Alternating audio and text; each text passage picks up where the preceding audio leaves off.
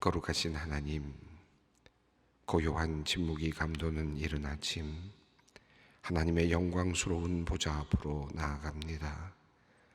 아직 잠들어 있는 세상의 숨결 위로 하나님의 은혜가 이슬처럼 내리는 이 아침, 갈급한 사슴처럼 하나님을 찾기 위해 이 자리에 나왔습니다.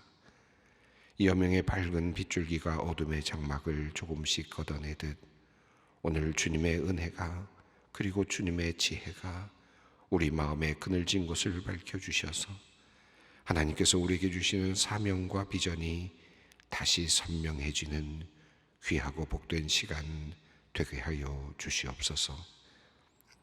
하나님, 아직 무더위가 기승을 부리고 있습니다. 어려운 이웃들이 밤잠을 설치고 더운 날씨 속에서 힘든 노동을 해야 합니다. 속히 더위가 물러가기를 바라지만 이미 지쳐있는 우리의 연약한 지체들을 주님께서 불쌍히 여겨 주시옵소서.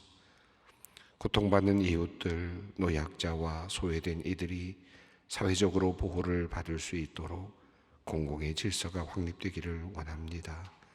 하나님께서 우리에게 보이신 그 사랑의 정신이 이 나라를 이끄는 지도자들을 통해서 잘 구현되도록 우리 그리스도인들이 힘쓰게 하시고 또한 우리 믿는 이들과 교회가 이러한 일에 모범을 보이게 하여 주시옵소서.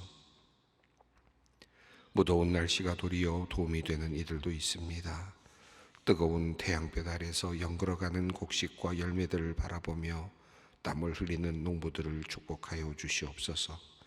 곡식과 과일들이 알차게 익어가기를 바라며 일하고 있사오니 우리 농부들이 맛난 과일과 알찬 곡식을 수확할 수 있도록 주님께서 살펴주시옵소서. 산과 들에서 발생할 수 있는 화재의 위험을 막아주시고 갑작스러운 폭우와 홍수로부터 보호하여 주셔서 여름이 우리 모두에게 재앙이 아닌 하나님의 큰 선물이 되게 하여 주시옵소서. 하나님, 이 무더위 속에서도 우리가 하나님이 창조하신 여름의 참 의미를 발견하고 감사할 수 있기를 원합니다. 그러하오니 주님, 이 여름의 아름다움을 볼 수 있는 눈을 열어 주시옵소서. 뜨거운 태양빛 아래서 날로 푸르게 솟아나는 나무 잎들을 보게 하시고 도도하게 흘러가는 강물과 뜨거운 모래사장에서 물놀이를 즐기는 가족들의 모습을 보게 하시고 하나님께서 창조하신 이 여름의 미를 즐겁게 감상하며 누리게 하여 주시옵소서. 우리의 영적인 촉수가 살아있게 하셔서 세상 만물의 작은 움직임 하나하나에도 하나님의 손길을 느끼게 하시고 그리함으로 우리의 믿음도 날마다 더욱 든든히 서가게 하여 주시옵소서. 8월은 흑암 속에 있었던 우리 민족에게 광복의 은혜를 주신 달이기도 합니다. 79년 전 우리나라에 있던 어둠의 장막을 걷어내시고 우리 민족에게 해방의 빛을 비추어 주신 하나님, 참으로 감사합니다. 우리의 힘으로는 도저히 얻을 수 없었던 해방과 자유가 하나님의 선물로 우리에게 주어졌음을 늘 기억하게 하옵소서. 그리고 이제 이 나라 대한민국이 이 값진 자유를 잘 지켜나갈 수 있도록 우리에게 힘과 지혜를 허락하여 주시옵소서. 선조들의 희생과 눈물도 있었습니다. 이들의 헌신과 믿음의 기도도 함께 기억하오니 우리가 믿음의 선조들의 길을 따라 이 나라 대한민국을 더욱 정의롭게 평화로운 나라로 세워갈 수 있도록 같은 믿음과 희생의 능력을 허락하여 주시옵소서.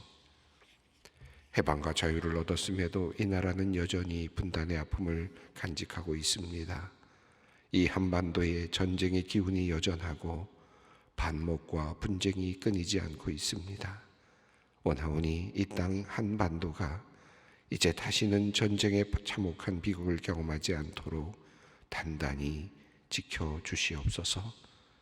평화의 씨앗이 심겨지게 하시고 마침내 남과 북이 하나 되어 하나님께서 이끄시는 선택받은 나라로 온 세상을 이끌어가는 믿음의 선진국이 되게 하여 주시옵소서. 이 나라의 지도자들에게 지혜를 허락하여 주시고 모든 국민들에게 화합과 이해, 배려의 마음을 허락하여 주시옵소서. 자유와 평등, 정의와 공의가 물같이 흐르는 나라, 하나님의 사랑이 넘치는 복된 나라가 되게 하여 주시옵소서. 무엇보다도 우리에게 주신 자유와 독립의 의미를 마음 깊이 새기고 그 책임을 다하는 성숙한 민족이 되게 하시고 세상 속에서 빛과 소금의 역할을 감당하는 대한민국이 되게 하여 주시옵소서. 그리하여 이 나라가 하나님의 영광을 드러내는 귀한 도구로 쓰임을 받게 하여 주시옵소서. 소망교회를 위해 기도합니다. 주님의 몸된 교회를 축복하여 주시고 하나님의 거룩한 손길로 빚으신 이 공동체를 영원한 진리의 반석 위에 굳건히 세워 주시옵소서. 흔들리는 세상 속에서도 흔들리지 않는 믿음의 기둥이 되게 하시고 어둠을 밝히는 등대로 우뚝 서게 하여 주시옵소서. 또한 우리 소망교회가 주님의 사랑으로 가득 찬 믿음의 공동체가 되게 하셔서 주위 사람들에게 칭찬을 받으며 건강하게 날로 성장하는 교회가 되게 하여 주시옵소서. 무엇보다도 교회 모든 사역 위에 성령께서 능력을 부어주시기를 기도합니다. 그리하여 우리 교회가 물가에 심겨진 나무와 같게 하시고 그 열매가 풍성케 하여 주시옵소서. 그렇게 함으로 우리 소망교회를 통해 지역사회가 변화되며 많은 영혼들이 구원에 이르는 은혜의 역사가 이어지게 하여 주시옵소서. 원인 모를 통증으로 병원에 입원한 친정 어머니로 인하여 미국에서 급히 귀국한 집사님이 있습니다. 여러 검사에도 불구하고 통증의 원인을 알 수 없는 가운데 통증은 여전히 잡히지 않고 있다고 합니다. 연세가 많으시기에 가족들의 걱정이 많습니다. 바라오니 어머니가 이 땅에서 고통 없이 잘 지내시기를 바라는 자녀들의 마음을 헤아려 주시고 속히 주님께서 가족들의 간절한 기도를 들어 주시옵소서. 힘든 시간을 보내는 가족들의 마음을 위로하여 주시고 통증의 원인도 밝혀지고 치료의 방법도 발견되게 하여 주시옵소서. 이를 위하여 함께 깨어 기도하며 온 식구가 믿음 안에서 하나가 되게 하여 주시옵소서. 이제 말씀 앞으로 나아갑니다. 오늘도 우리가 성령 안에서 하나님의 선한 뜻이 무엇인지 분별케 하시고 그 뜻을 행할 수 있도록 은혜를 내려 주시옵소서. 예수님의 이름으로 기도드리옵나이다. 아멘. 오늘 우리에게 주시는 하나님의 말씀은 느헤미야서 10장 1절로 31절까지 말씀입니다. 느헤미야서 10장 1절로 31절까지 말씀을 함께 봉독하겠습니다. 그 임봉한 자는 하가랴의 아들 총독 느헤미야와 시드기야, 스라야, 아사랴, 예레미야, 바스훌, 아마랴, 말기야, 하투스, 스바냐, 말룩, 하림, 무레못, 오바댜, 다니엘, 긴느돈, 바룩, 무술람, 아비야, 야민, 마아시야, 빌게, 스마야이니 이는 제사장들이요 또 레위 사람 곧 아사나의 아들 예수와 헤나닷의 자손 중 빈누이 간미엘과 그의 형제 스바냐, 호디야, 그리다, 블라야, 하난, 미가, 르흡, 하사바, 사꿀, 세레바, 스바냐, 호디야, 바니, 분이누이요 또 백성의 우두머리들 곧 바루스, 바한 모압, 엘람, 사뚜, 바니, 분니, 아스갓, 베베, 아도니야, 비그웨, 아딘, 아델, 이스기야, 아술, 호디야, 하숨, 베세, 하립, 아나돗, 노베, 믹비아스, 우술람, 헤실, 무세사벨, 사독, 야뚜아, 블라다, 하난, 아나야, 호세야, 하나냐, 하수, 할르헤스, 비라, 소백, 루훔, 하삼나, 마아세야, 아히야, 하난, 아난, 말룩, 하림, 바하나이니라. 그 남은 백성과 제사장들과 레위 사람들과 문지기들과 노래하는 자들과 느디님 사람들과 이방 사람과 절교하고 하나님의 율법을 준행하는 모든 자와 그들의 아내와 그들의 자녀들 곧 지식과 총명이 있는 자들은 다 그들의 형제 귀족을 따라 저주로 맹세하기를 우리가 하나님의 종 모세를 통하여 주신 하나님의 율법을 따라 우리 주 여호와의 모든 계명과 규례와 율례를 지켜 행하며 우리의 딸들은 이 땅에서 백성에게 주지 아니하고 우리의 아들들을 위하여 그들의 딸들을 데려오지 아니하며 혹시 이 땅 백성이 안식일의 물품이나 온갖 곡물을 가져다가 팔려고 할지라도 우리가 안식일이나 성일에는 그들에게서 사지 않겠고 일곱째 해마다 땅을 쉬게 하고 모든 빛을 단감하리라 하였고. 오늘 느헤미야로 오랜만에 다시 돌아왔습니다. 우리가 느헤미야 9장까지 읽었는데요. 느헤미야 9장까지 내용은 특별히 그 앞에 있는 9장의 내용은 이스라엘 백성들이 이제 그 성벽 건축을 다 마무리한 다음에 그들이 한 마음으로 이제 기도하는 그런 내용이었습니다. 한마디로 말하면 역사에 대한 어떤 바로 세우기라고도 할 수 있을 것 같습니다. 그들의 역사를 다시 돌아보는 것이었는데 그 역사를 하나님께 이제 기도하면서 그 역사의 그 흐름을 다시 한번 분명하게 온 백성이 함께 바로잡아가는 그와 같은 그런 기도문이었다고 할 수 있겠습니다. 하나님은 유일하신 분이시고 전능하신 하나님이시고 온 세상을 창조하신 하나님이시다. 우리가 믿는 하나님은 그런 하나님이시다 라고 하는 그런 고백으로부터 시작이 되었고요. 그리고 하나님께서는 아브라함을 특별하게 선택하셨다라고 하는 그 고백으로부터 시작이 되어서 이 아브라함으로부터 시작된 이 하나님의 선택의 역사를 쭉 살피면서 바로 그들의 민족과 관련된 것이었죠. 이스라엘 백성들과 관련된 그 모든 과정들을 쭉 다시 한번 이렇게 살펴보았습니다. 하나님께서 이스라엘 백성들을 기억하시고 또 특별히 아브라함을 기억하셔서 애굽에 있었던 그들을 다시 구원해 내시고 가나안 땅으로 이끌어 주셨고 광야에서 그들을 먹이셨다라고 하는 그런 고백을 했죠. 그리고 또 가나안 땅에 들어가서 하나님께서 그곳에서 풍족히 누리도록 해주셨다라고 하는 그런 기억도 그들은 다시 굽어보았습니다. 그러면서 하나님께서 그곳에서 하나님만을 섬기고 안식일을 지키라고 말씀하셨고 율법을 주셨는데 이스라엘 백성들은 듣지 않았다라고 하는 것이 그들의 기도의 내용이었고, 하나님께서는 그럼에도 불구하고 긍휼을 베풀어 주시고 그리고 그들에게 또 징계하시지만 다시 세워주시는 과정들이 계속해서 이어졌지만 그들은 이스라엘 백성들은 그 길을 하나님만을 섬기는 길을 따라가지 못했다. 이것이 그들의 고백이었습니다. 그럼에도 불구하고 하나님께서는 오래 참으셨다. 그리고 아수르 왕부터 일어났던 수많은 사건들을 다시 기억을 합니다. 그리고 하나님께서는 오르셨습니다. 그러나 우리가 잘못했었습니다. 이 기도의 고백이 아니었습니까? 하나님은 분명히 진실하셨습니다. 이 백성에 대해서 신실하게 행하셨습니다마는 이 백성이 신실하지 못했습니다 라고 하는 고백을 합니다. 그리고 이제 그 하나님께서 그럼에도 불구하고 우리가 이스라엘 백성들이 하나님을 온전히 섬기지 못하게 됐을 때 하나님께서는 그들을 완전히 멸하지 아니하시고 또 포로로 보내셔서 그들을 징계하셨습니다. 그래서 우리에게 고통이 왔습니다. 우리가 고달프게 살아왔습니다.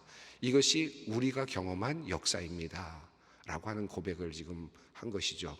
그리고 이 모든 고백들을 그냥 단순하게 개인의 고백으로 한 것이 아니라 지금 이 모든 고백을 놓고 이 기도문을 놓고 하나님께 드리는 기도문으로 서명을 했다라고 하는 겁니다. 여기 우리가 읽었던 내용이죠. 그러니까 이 기도가 단순하게 한 사람의 기도문이 아니라 한 사람의 아이디어가 아니라 어떤 한 사람의 개인적인 사적인 고백이 아니라 우리 민족의 고백이 됐다. 이스라엘 백성들의 고백이 됐다라는 것이고, 특별히 느헤미야 9장에 나오는 9장까지 나왔던 내용으로 본다면 지금 1차 귀환이 있었고 스룹바벨을 통한 1차 귀환이 있었고요. 2차 귀환이 에스라를 통해서 2차 귀환이 있었고 또 조금 더 지나서 느헤미야를 통한 3차 귀환이 있으면서 성전도 조그맣지만 다시 완성이 되었고, 그리고 이제 성벽도 안전하게 이제 모두 다 수축이 되었습니다. 이제는 하나님만을 섬길 수 있는 모든 조건이 부족하지만, 완전하진 않지만, 풍족하지는 않지만, 그래도 하나님만을 섬기며 살아갈 수 있는 아주 기본적인 조건이 이 지금 완성이 된 상태입니다. 자, 그런데 그 모든 완성이 된 상태에서, 부족하지만 자그마한 터전이 완성이 된 상태에서 그들은 이제 역사를 바로 세우는 작업을 하는 거죠. 신앙의 역사를 바로 세우는 작업을 합니다. 이 예루살렘 성전에 거하는 사람들을 다 정리하고, 또 그 안에서 함께 살아갈 사람들, 함께 예배할 사람들이 다 정돈되고, 그 이름들이 다 정돈이 된 다음에 그들은 이제 하나님께 기도를 했고, 그리고 그 기도문을 이제 서로 인준을 하는 작업을 하였습니다. 그래서 임봉했다, 사인을 했다라고 하는 말인데요. 사인을 한 사람들의 이름이 쭉 거명이 되고 있습니다. 긴 이름들이고, 읽다 보면 잘못 읽었는지 잘 읽었는지도 잘 분간이 안 될 때가 있는데, 계속 이름이 반복이 되다 보니까, 그러다 보니까 또 조금은 익숙해 보이는 이름도 보이기는 합니다만은 여전히 우리들에게는 낯설은 이름일 것입니다. 자, 1절 말씀 한번 보겠습니다. 그 임봉한 자는 하가랴의 아들 총독 느헤미야와 시드기야. 여기 보면 느헤미야와 시드기야는 총독으로서의 이 모든 그 성전, 지금 성벽 복원을 주도했던 사람이고, 시드기야는 또 정치적인 지도자이고요. 그리고 2절부터 8절까지 나오는 사람들의 이름이 쭉 거명이 되는데, 세 사람씩 쭉 이어지고 있습니다. 8절까지 이어지는 인원을 보니까 21명입니다. 21명이 서로 이 일에, 또 이 고백에 사인을 했다라는 것입니다. 자, 그들은 제사장이었습니다. 8절을 보겠습니다. 마시야, 빌게, 스마야이니 이는 제사장들이요. 그러니까 총독 느헤미야와 정치 지도자인 지금 시드기야, 그리고 이어지는 모든 제사장들 21명이 지금 대표적인 제사장들이라고 하겠죠. 대표적인 제사장들 그룹에서 대표성 있는 사람들 21명이 지금 사인을 했다라는 것입니다. 자, 9절부터 또 13절까지는 레위 사람들의 이름들이 거명이 되는데요. 총 17명의 이름이 거명이 되고 있습니다. 레위 사람 아사냐의 아들 예수와 헤나닷의 자손 등 빈누이 감미엘과 이렇게 시작된 내용은 13절에서 호디야 바니 분이누요라고 하는 이름으로 이렇게 이어지면서 17명의 이름이 거명이 되는데요. 이 내용 중에, 이 내용 속에 나오는 이름들을 보면 그 중에서 한 6명 정도가 앞서 8장 7절에서 여호와의 율법을 낭독하는 사람들 이름에 함께 거명됐던 이름들이기도 합니다.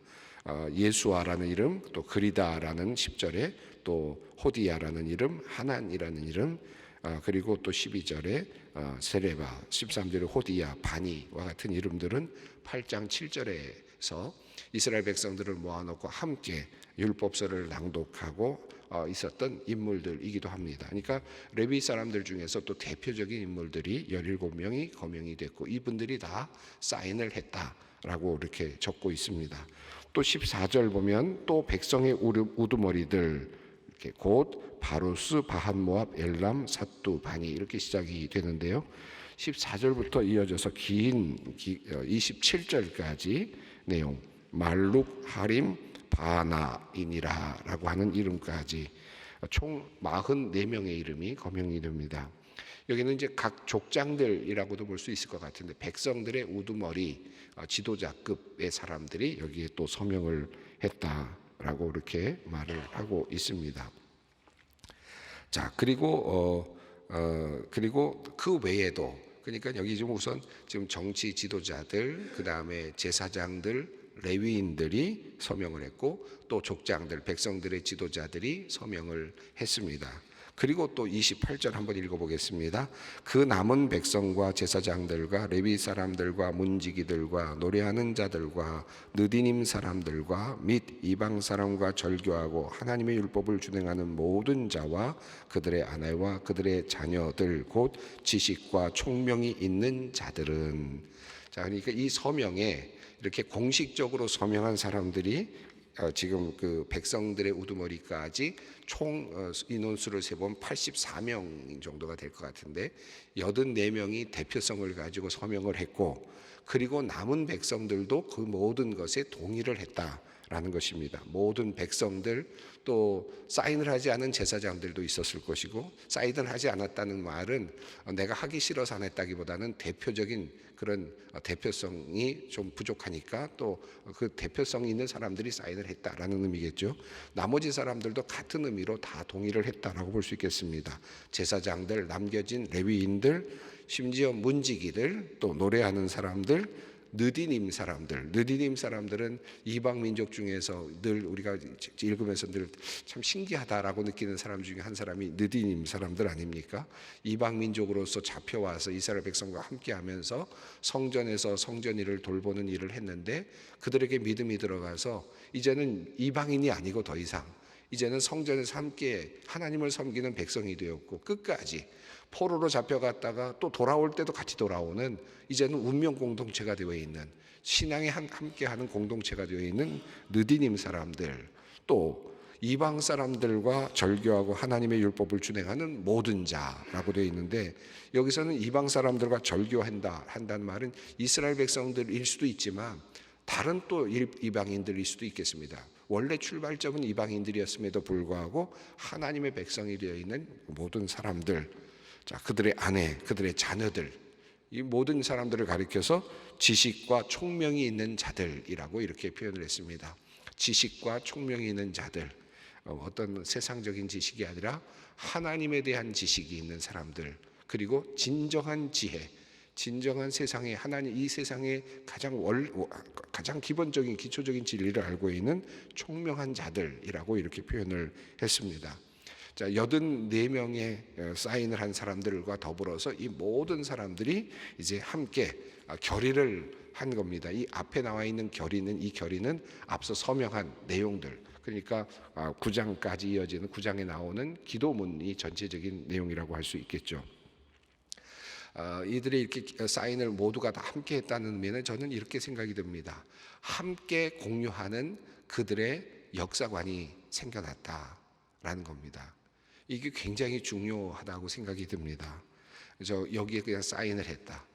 이게 얼마나 어려운 일이었을까요? 그럼에도 불구하고 한 마음으로 여기에 사인을 했다. 이 사인을 하기 전까지 그 앞서 그들은 성경을 읽으면서 자신들의 모습을 보았고요, 통회하고 자복했고 슬퍼했고요, 그리고 나서 다시 하나님께서 주시는 위로로 즐거워했습니다. 그리고 함께 음식을 나눠 먹었습니다. 그러니까 신앙으로 함께 먼저 부흥 운동이 일어났다. 신앙으로 다시 볼 수 있는 눈이 열렸다라고 볼 수 있겠습니다. 그렇게 눈이 열리고 보니까 함께 공유할 수 있는 역사관이 생겨나게 된 겁니다. 신앙의 틀이 만들어지게 된 겁니다. 그리고 이제 신앙의 틀 안에서 역사를 바라보기 시작을 한 거죠.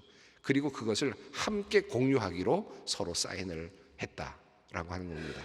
여러분, 우리나라에서도 역사 바로 세우기 여러 가지 일들이 많이 있었고, 지금도 여전히 이런 여러 가지 역사 바로 세우기와 관련돼서 많은 다양한 여러 가지 주장들이 있고, 또 그것이 합일이 되지 않기도 하고 도리어 또 분열이 되기도 하고, 그런 일들이 일어나고 있지 않습니까? 이 역사를 바로 세운다는 것, 그리고 또 역사를 어떤 눈으로 함께 바라보느냐, 굉장히 다른 의미가 있습니다. 굉장히 중요한 의미가 있습니다. 여러분, 만약에 여러분의 가정에서 우리의 가정의 역사를 써보자, 자녀들과 함께 역사를 씁니다. 가정의 역사를 쓰는데 우리가 언제는 이렇게 가난했고, 언제는 이랬고, 또 어떨 때는 우리가 병 때문에 고생했고, 어떨 때는 사업이 어려워서 힘들었고, 어떨 때는 이런저런 일이 있었고, 이런저런 이야기들을 쭉 검명을 하면서, 이때 우리는 하나님을 잘 믿었기 때문에 이렇게 됐고, 또 하나님께서 우리에게 징벌을 내리셔서 이렇게 됐고, 이렇게 여러 가지 우리들의 삶의 역사를 쭉 나열하면서 전체적으로 한번 정리를 해보신다고 한번 생각해 보세요. 개인적으로는 정의가 될 수 있겠습니다. 나 개인으로서, 신앙인으로서 내 인생, 내가 처음에 태어났을 때, 어렸을 때 하나님께서 나와 함께 하셨던, 하나님 처음 만났을 때 그때의 감격, 그리고 그때 내가 또 잘못해서 방황할 때 하나님께서 나에게 어떻게 징계를 하셨나, 또 나는 어떻게 돌아왔는가, 그럼에도 불구하고 하나님께서 나에게 얼마나 큰 축복을 주셨는가, 이런 것들을 생각해 보면 참 감사한 일도 많고, 또 적다 보면 하나님께서 참 그럼에도 불구하고 이스라엘 백성들이 공적으로 적어놓은 이 기도의 내용을 보면 한마디로 이런 내용이거든요. 하나님은 진실하셨고, 하나님은 나를 사랑하셨고, 하나님이 선택한 그 나를 버리지 않았습니다. 나는 여전히 나는 늘 하나님을 배반했고 하나님을 떠나려고 했는데, 하나님은 끝까지 징계를 하시거나 또는 포로로 잡혀가도록 하는 일까지 하셨음에도 불구하고 우리를 포기하지 않으셨고 나를 떠나지 않으셨습니다. 우리의 하나님이 되셨습니다. 이 고백이거든요. 이 고백을 내가 내 인생 속에서 쭉 할 수 있으면 얼마나 좋겠습니까? 그리고 그 고백을 할 수 있다는 것은 굉장한 하나의 경건에 도움이 될 거라고 생각합니다. 여러분도 한번 써봤으면 좋겠고 저도 한번 써봤으면 좋겠다 하는 생각이 드는데, 인생을 쭉 정리하면서 하나님을 만났고 내가 실패했고 때로는 성공했고 하나님과 관계 속에서 어떤 일들이 일어났는가, 이걸 쭉 정리해 보면 참 아마 뜨거운 또 다른 신앙의 감동이 있을 거라고 생각합니다. 그런데 이게 나 혼자 쓴 게 아니라 우리 아들과 우리의 딸들과 내 아내와 남편과 함께 이걸 썼는데, 함께 동의한다고 서로 사인할 수 있겠는가? 이거 진짜 내가 우리 가정의 분명한 고백이라고 생각합니다. 사인합니다. 자녀들이 사인할 수 있을까요? 우리 아들들이, 딸들이 사인할 수 있을까요? 아마 내가 써놓은 거 보면서 아빠 이거 아닌 것 같은데 나는 이렇게 받아들이기는 사인까지는 못하겠는데 아마 이런 얘기 할 수도 있지 않겠나. 근데 지금 이스라엘 백성은 그것을 하고 있는 거거든요. 모든 공동체가, 또 아들과 딸이 아닙니다. 제사장들과 레위인들과 그리고 모든 백성들과 심지어는 이방인들이었던 사람들까지도 함께 모여서 우리가 지금 우리의 역사는 여기에 있습니다. 여기까지 와 있습니다. 우리의 하나님은 좀 여기까지 계시고 여전히 하나님은 우리를 돌보고 계시고 하나님은 긍휼이 많으십니다. 이 고백을 하고 있다. 그리고 함께 사인하고 있다. 이게 참 귀한 놀라운 그런 역사적 사건이라고 할 수 있겠습니다. 저는 이 글을 읽으면서 많은 84명이나 되는 이름들이 낯설기도 하고 그냥 또 나오는 이름이구나 하는 마음으로 또 읽게 되긴 하지만, 여기에 한 사람 한 사람의 이름이 적혀지고 있었을 그 이름들의 그 중요성, 의미 얼마나 클까요? 생각을 해봅니다. 사인을 하는데 제가 사인을 했습니다. 제 아내가 사인을 했습니다. 야, 우리 아내도 사인했네. 우리 아들이 사인했습니다. 우리 아들도 사인했네. 우리 딸도 사인했네. 우리 사촌 누구도 사인했네. 이걸 보는 이름들이, 여기 이름이 그런 이름이단 말이죠. 너도 사인했구나. 나도 사인했는데 우리 같은 믿음으로 함께 가는 거구나. 우리는 믿음의 공동체다. 이 고백이 있다는 것입니다. 이 하나님의 말씀으로 변화된 사람들이 역사를 다시 보게 되고, 그리고 또 하나님의 함께 하심을 바라보면서 그들은 이제 결심을 하고 있다고 할 수 있겠습니다. 온 백성들이 함께 이제 이 기도문을 함께 인준하고 있습니다. 우리도 그런 신앙을 함께 나눌 수 있었으면 좋겠다. 우리 소망교회도 하나의 그런 고백을 할 수 있으면 얼마나 좋을까요?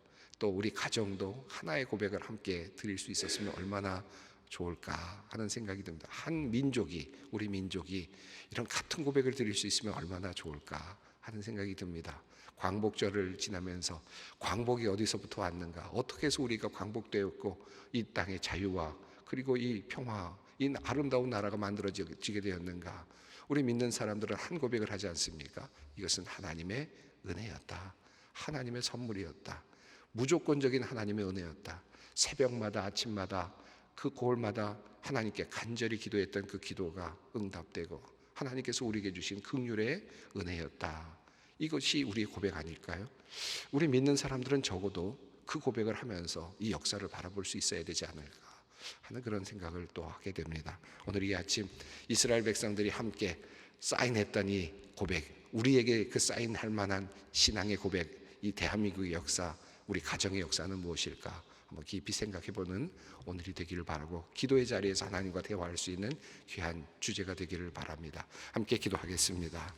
하늘에 계신 우리 아버지의 이름을 거룩하게 하시며 아버지의 나라가 오게 하시며 아버지의 뜻이 하늘에서와 같이 땅에서도 이루어지게 하소서.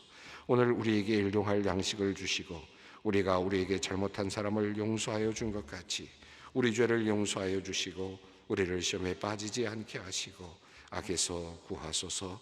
나라와 권능과 영광이 영원히 아버지의 것입니다. 아멘.